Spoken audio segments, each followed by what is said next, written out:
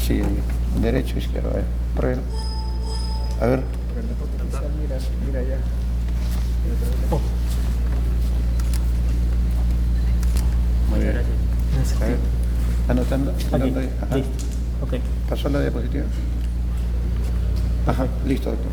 Ok, muchas gracias. Buenas tardes a todos.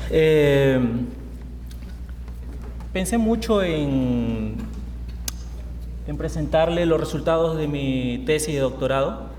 Básicamente es un estudio de transporte electrónico no lineal en dispositivos electrónicos fabricados por óxido de titanio con incorporación de nanopartículas de óxido de estaño. Como primer slide estoy presentando los asuntos que voy a tocar. Voy a tocar introducción, objetivos, cómo se prepararon los dispositivos electrónicos. Voy a explicar un poco sobre los mecanismos de transportes electrónicos que suceden cuando el dispositivo está funcionando. Un poco de los estudios estructurales que este dispositivo sufre cuando está funcionando. Y por último, las conclusiones. Todos que trabajamos con ciencia en la área de transporte electrónico, en fabricación de dispositivos, sabemos sobre la ley de Moore, que anticipa la cantidad de transistores que se pueden fabricar en una área pequeña.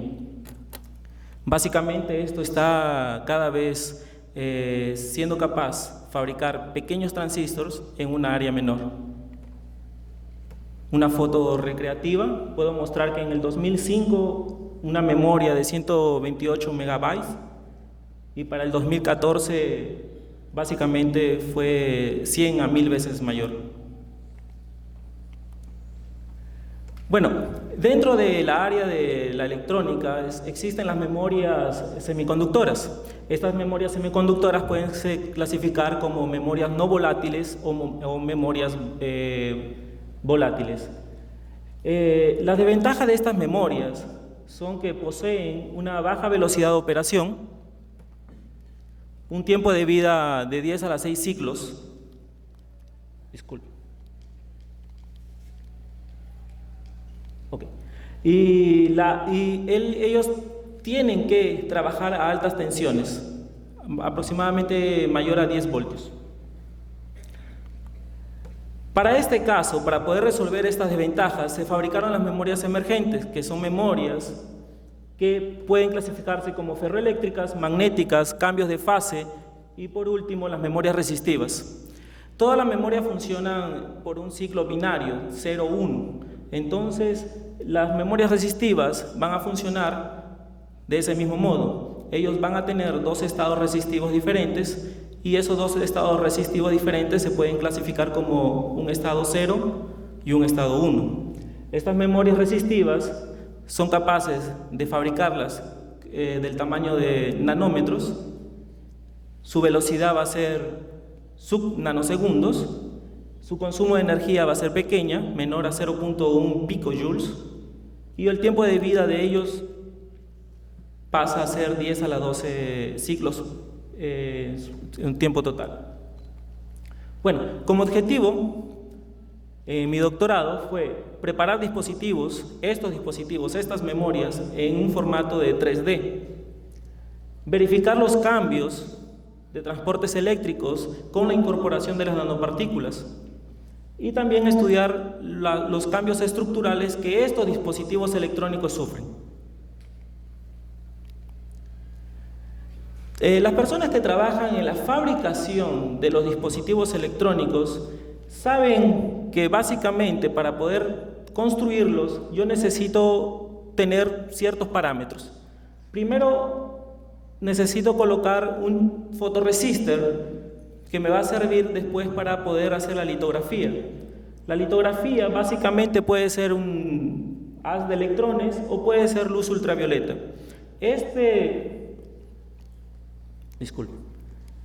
Esta luz ultravioleta o haz de electrones va a sensibilizar la parte donde ustedes quieren fabricar el dispositivo. Luego lo sumerjo sobre un líquido químico para que esa parte pueda salir, que sería llamada la revelación. Después evaporo el metal del cual ustedes quieren que este dispositivo se fabrique. En este caso fue titanio. Y por último, realizo lift-off, que sería retirar todo el fotorresistor y el metal excedente, y prácticamente me quedo con una camada, el pedazo de metal que yo quería fabricar. Posterior a eso, coloqué las nanopartículas encima del metal. Aquí se encuentra el titanio y las nanopartículas, y después coloqué un óxido de titanio. El óxido de titanio se fabrica por una técnica llamada de ALD, Deposition Layer Atomic. La construcción de ese óxido se puede controlar y fue aproximadamente de 40 nanómetros. Y por último coloqué una capa de oro para poder realizar mi memoria. Si ustedes se dan cuenta, este dispositivo aquí no tiene más de 100 nanómetros. Todo este dispositivo se puede ver aquí en una foto de microscopía óptica, donde el dispositivo se encuentra en la cruz, en este espacio. Yo puedo fabricar ese dispositivo a una escala micrométrica o puede ser nanométrica también. Bueno, aquí se encontraría el dispositivo en una foto de microscopía óptica con mayor resolución. Posterior a eso, a la preparación del dispositivo, ya puedo trabajar con esa memoria. Pero para poder trabajar con esa memoria yo necesito realizar una electroformación. La electroformación es básicamente la generación de un canal conductivo de un metal al otro metal. Entonces, para fabricar este filamento conductivo, yo necesito aumentar la tensión a los pocos para poder formar ese filamento conductivo dentro del óxido de titanio. Aquí se ve prácticamente cómo la tensión aumenta, y a medida que aumenta la tensión, la corriente también va a aumentar. Inicialmente, el transporte electrónico es lineal, pero a medida que la tensión comienza a aumentar, básicamente esta linearidad se pierde, deja de ser lineal, y aquí comienzan a acontecer mecanismos de conducciones diferentes a la ley de Ohm.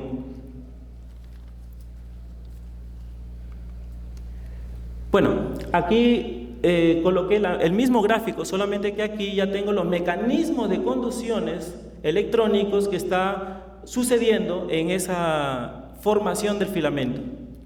Puede observarse que inicialmente es un mecanismo de conducción óhmico. También existen mecanismos de conducción hot-pin, que significa que el electrón comienza a tunelar las barreras de potencial que existen dentro del óxido de titanio. Es un poco difícil de entender. Dentro del óxido de titanio existen defectos, porque este óxido de titanio es un material amorfo. Este material amorfo tiene defectos debido a las vacancias de oxígeno que existen en él. Estos defectos tienen barreras de potenciales. Entonces, los electrones comienzan a tunelar las barreras de potenciales, y eso se puede estudiar en esta región que se encuentra aquí. Posteriormente a eso, como les dije anteriormente, aquí ya deja de ser un transporte electrónico lineal y pasa a tener dos mecanismos de conducciones. Uno llamado de Schottky, que significa cuando el electrón supera la barrera de potencial que existe entre el metal y el óxido. Voy a retroceder.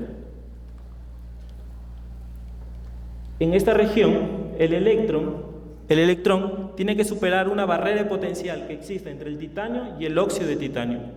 Ese mecanismo de conducción se llama Schottky. Posteriormente, también existe un mecanismo de conducción llamado de Frankenpool, donde el electrón también puede tunelar esa barrera de potencial entre este metal y este óxido. Y por último, el mecanismo de conducción de Follenholm, que sería tunelamiento. ¿Qué es lo que está pasando aquí?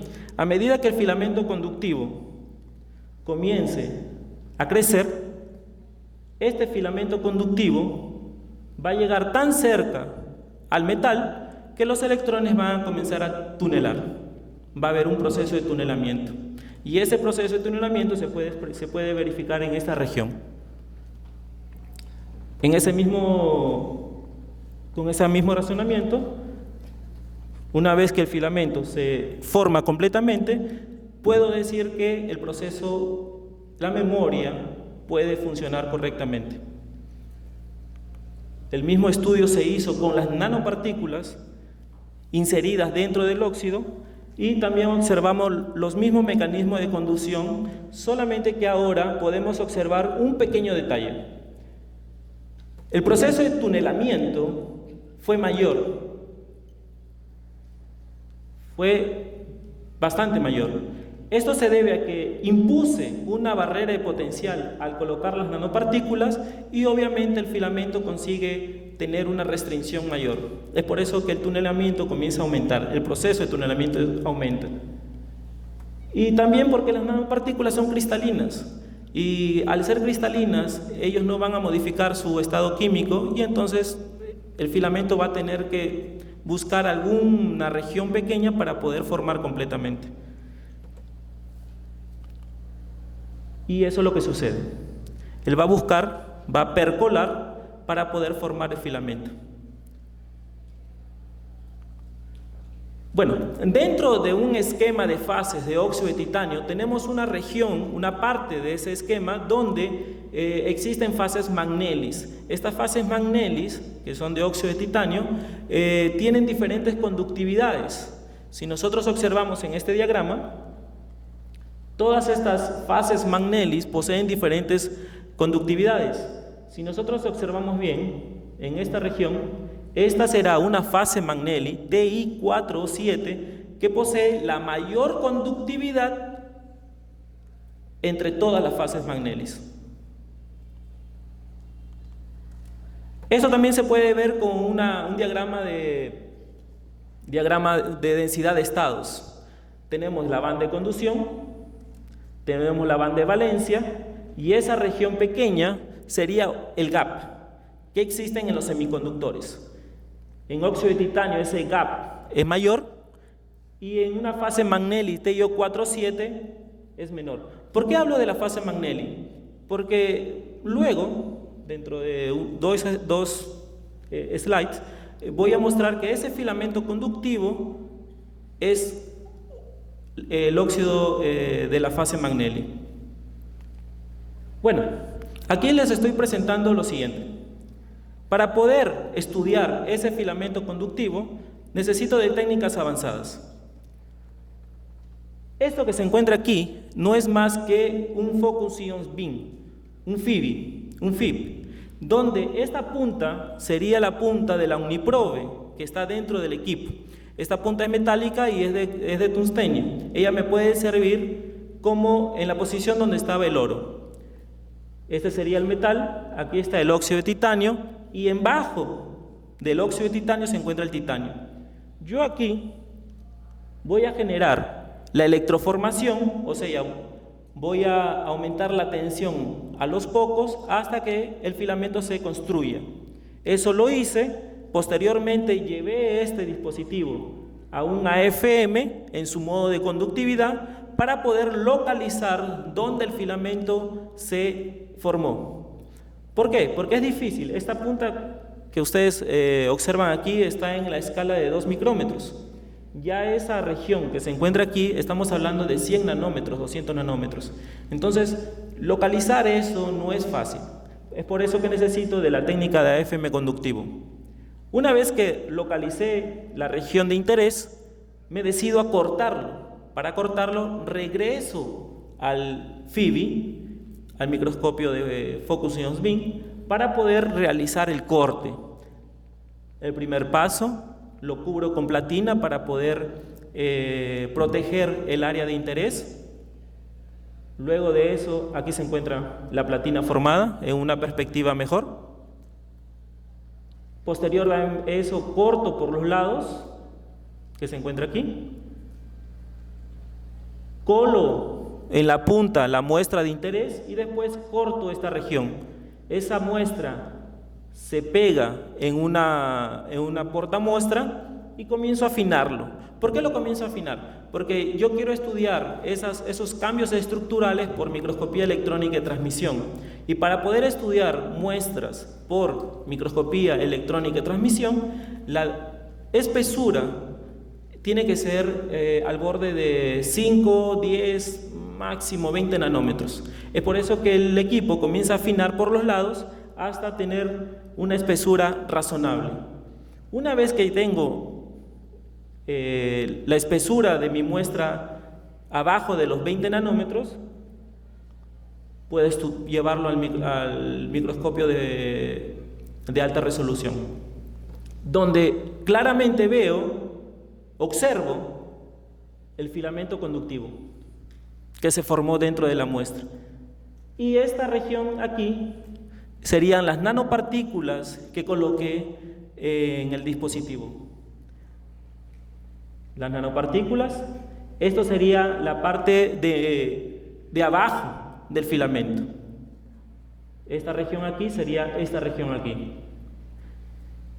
¿Sí? Y esta región aquí sería, que más adelante le voy a explicar, sería aquella región en donde toda la memoria va a funcionar. ¿Sí? Más adelante voy a regresar con esta figura aquí. Bueno, una vez que ya estudié los cambios estructurales que producen el filamento conductivo, que sería una fase Magnelli, fue indexada, paso ahora a querer saber lo siguiente. Mi pregunta sería, ¿será que el aumento de la tensión gradual hace esa modificación? ¿Será que a medida que aumento la tensión, ese filamento realmente se forma? ¿Será cierto eso? ¿Qué pasa si yo fabrico una muestra bien fina por otro método llamado de tripod? Es un equipo mecánico que yo comienzo a pulir manualmente hasta llegar a una espesura de 20 nanómetros, que se encuentra aquí. Esta es mi muestra ya tratada mecánicamente. Después, ¿qué hago? Acerco una punta metálica en aquella región y voy a aumentar la tensión a los pocos. ¿Sí? Vamos a ver qué pasa. Todo esto es in situ. O sea, voy a medir la tensión a los pocos y al mismo tiempo voy a ver qué es lo que pasa en esta región. El otro fue después, fue ex situ. Y básicamente veo que la parte de interés cristalizó. Cuando yo traté las imágenes, indexé y observé qué es lo que había pasado, realicé un FFT de aquella imagen, indexé, que es una tarea un poco, no es difícil, pero un poco lleva tiempo. Y llegué a la conclusión que esa fase que se había formado, esa fase cristalina que se había formado era TiO 4,7. O sea, llegué a la conclusión de que realmente el aumento de las tensiones graduales modifica el óxido de titanio amorfo, lo vuelve cristalino y en la fase de TiO 4,7. Esto me lleva a pensar si posiblemente podría estar pasando algún tipo de mecanismo de conducción iónico. Bueno, ¿qué es lo que hice?